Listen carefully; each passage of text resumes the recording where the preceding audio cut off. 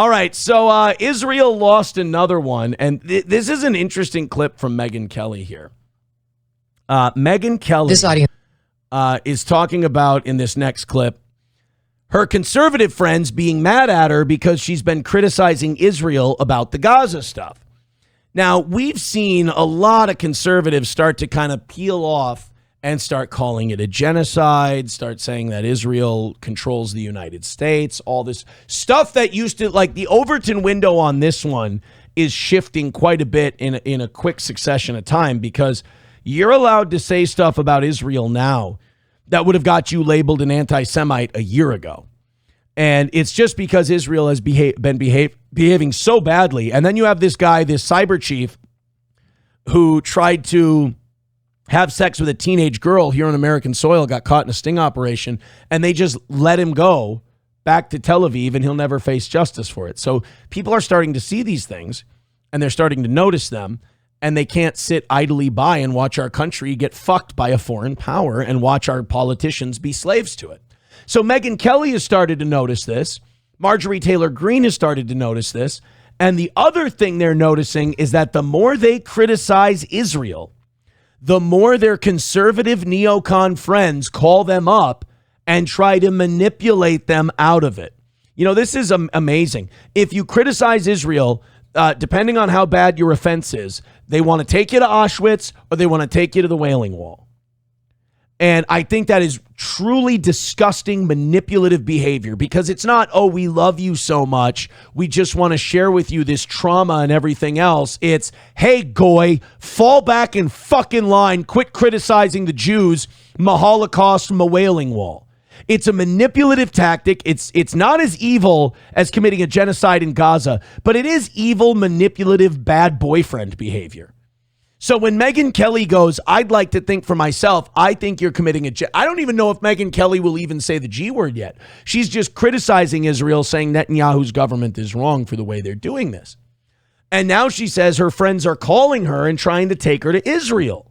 and I know where you stand too on Israel and all that, but I've been very pro-Israel. Mm-hmm. First of all, if I'm going to take a pilgrimage and it's going to be to the religious site of my Savior, Jesus Christ, I'm not going to go at the behest of the people who had him killed.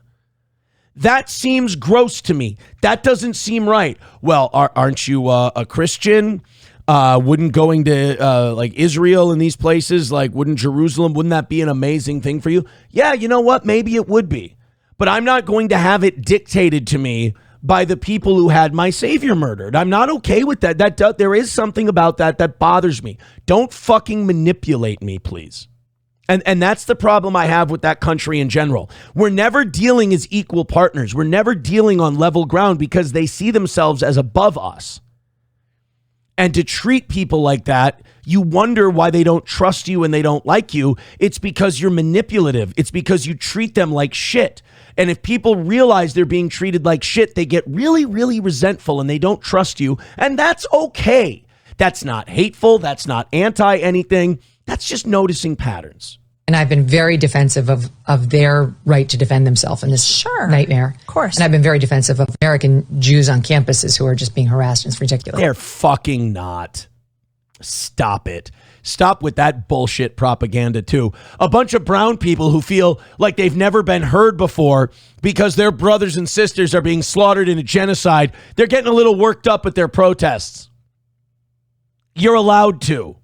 Of course. But I have absolutely no skin whatsoever in defending any lobbyist group, including AIPAC. Right. So I would love to know what they do to get the loyalty of politicians, because I will say I have had multiple reach outs to me, both from friends and from connected people in DC, begging me to go to Israel with them. And isn't that fucked up? Isn't that weird when you start thinking for yourself and seeing things the way they are and analyzing it openly and honestly? You get these people going, let me take you to the Wailing Wall.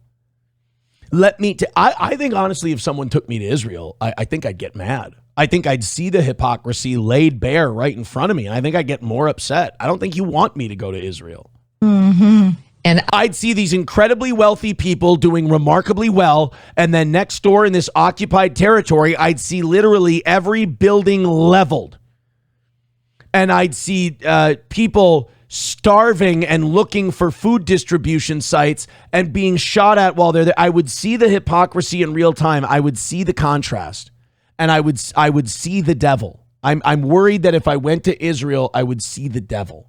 I have said no every time. I'm just too busy. I have 3 kids. I have a full-time job. Like, sure. I'm not doing it.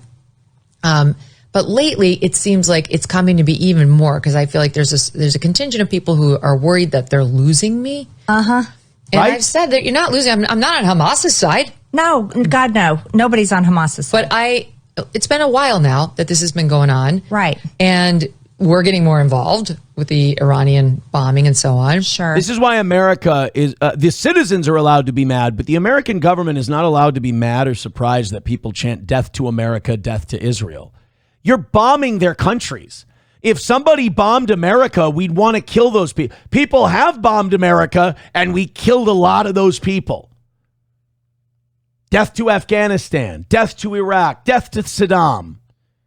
Even though I would argue they had nothing to do with it. And my own. And how about this? These people feel like they're losing me. They feel like they're losing me, so they want to bring me closer to their bosom and bring me into their country so they can show me what they want to show me. Does that not sound like manipulative, toxic relationship behavior? Like you're in an abusive relationship? Own feelings are, I'm looking at Israel in a different way right now than I was on 10/8, that's for sure, of 23. Right. And I can feel the pressure being slightly ratcheted up, like you're not allowed to. You're not allowed to. People are starting to notice shit that got you called terrible names a year ago. The Overton window is moving, and this is a good thing for America. And I can see people like you, like Tucker, who I know. So it's also a good thing for non-Zionist Jews. They can finally speak out because I feel like they've been ostracized for a long time. You look at Dave Smith. What's the other guy's name? Norm Finkelstein. You look at all these people that are speaking out against this genocide now. They were people who were shamed by other Jews, by Zionists for saying this stuff. So it's good for them as well. Tucker, I've known him for years. And I've seen you in your early career. I know you have nothing against Israel. Oh, gosh, no. Never mind Jews. Yeah. That's all a lie. I do. I have a lot against it. I hate Israel. Don't hate Jews. Don't really give a shit one way or the other about Jews. I see a Jew. Look, there's a Jew. But I hate Israel. They're evil. I mean, I hate Nazi Germany. They're evil. But, right. And I see the beatdowns coming. Like, you're not allowed. Like, you have to stay right on this lily pad. Yeah. Yes. And you cannot jump to another neighbor. It's almost like you're being bullied, talked down to, and manipulated by people who feel superior to you. I'm glad Megyn Kelly's starting to see it because once you start down this road, you don't come back. Once you start going down this road, the noticing it gets amplified. It goes up and up and up and up and up, and it doesn't stop. $2 from Dan Vicious says, have you covered Miley Cyrus's new face? These people are all turning into demons. What? Come on. People saying, Vodka Rock says, Marjorie Taylor Greene, that can't be real hair. It wouldn't surprise me if she's weaving. It wouldn't surprise me. Vodka Rock also tells me, be careful, the rabbi is here. Vodka Rock, I'm not sure Rabbi Smoothie is Zionist, though. I think he's, what us whites call one of the good ones. Niswa Nick says, isn't this just like when North Korea wants to bring you in and show you the good stuff? Yes. You understand, independent journalists are not allowed into Gaza. If you want to be a journalist and cover Gaza, like Douglas Murray, that smug cunt, he goes, well, I've been to Gaza. Oh, I've been to Gaza, Joe Rogan. No, you haven't, so you don't get to say anything. What Douglas Murray doesn't tell you is that when he goes to Gaza, Douglas Murray goes with the IDF, and the IDF shows him what they want to show him, and he sees what they want them to see. I mean, there is nothing sadder than a fucking puppet who doesn't realize he's on strings, and that's Douglas Murray.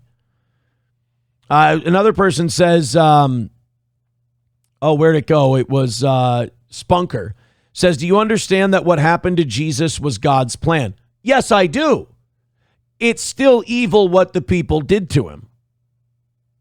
Numero uno, Josh Denny fan says, Douglas Murray was right, dummy. No, he wasn't. Douglas Murray is a propaganda tool. Numero uno, Josh Denny, you're a smart guy. Please tell me you know that if you go to the Gaza, that you're escorted by the IDF and they show you what they want to show you. Please do not tell me that you actually think. Don't tell me that you think Douglas Murray puts on his little press hat and he goes with his little notepad and his pen and he gets to independently investigate things and be a real rugged Edward R. Murrow journalist. Come on. Stop it. Stop it. Numero uno. No, Douglas Murray is defending a genocide, and when you're defending a genocide, you get kind of desperate, and you yell at people for noticing.